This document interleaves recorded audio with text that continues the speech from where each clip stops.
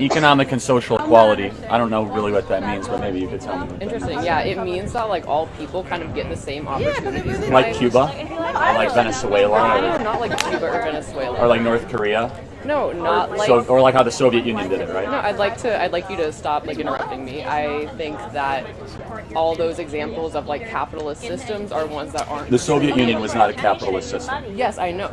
And Venezuela is not a socialist system. Sure it is. They nationalized their oil and gas reserves. They have nationalized healthcare, nationalized schooling. The government owns the means of production. How is it not a socialist country?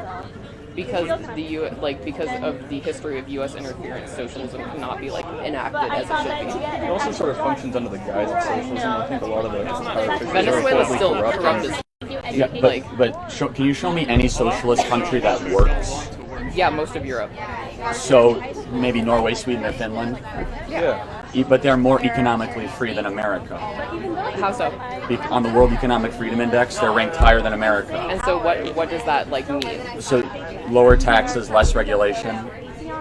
So they're not. I wouldn't consider them to be socialist countries.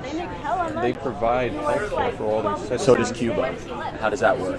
I'm sure it's- because they're like Norway, Sweden, Finland also has a homogenous population. Oh, I want to know about this. yeah, Why do yeah. you think? Why is that sort of thing Yeah. promoted? Because it's 6 that to 7 you need million people. They don't. need a homogenized society. You don't need it But what is? I don't Yeah, even know because the they rationale. have low rates of immigration. Can you explain to me why? And so they like, have less people coming in their country every year that need Medicaid equivalent type social programs. Can you explain to me why They have the having strictest immigration policies in Europe, in Norway, Sweden, Finland, and they don't pay for a national military.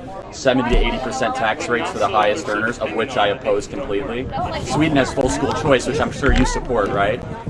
I don't. Oh, okay, but Sweden has full school choice. I mean, Sweden's if all, also ranked higher on if the all world. schools are funded equally, then yeah, I would support school choice. But the fact is that schools in like richer areas have better funding and So- thus give people but- better education, as opposed to poorer areas, and thus poor people who can't afford to like choose that rich school, who can't commute, who can't like afford the tuition, are not going to be able to get that level of education. So why is it that we've spent more on education in the last 60 years federally, but our test scores have gotten worse?